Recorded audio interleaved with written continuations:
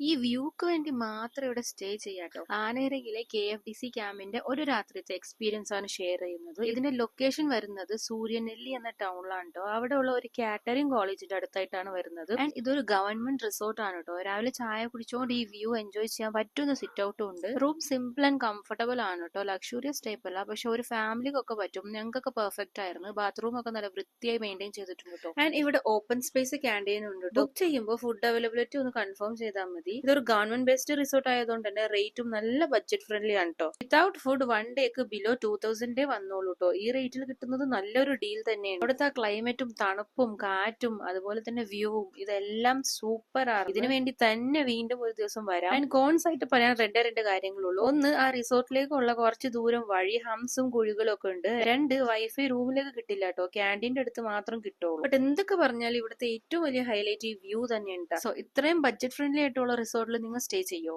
Comment down below.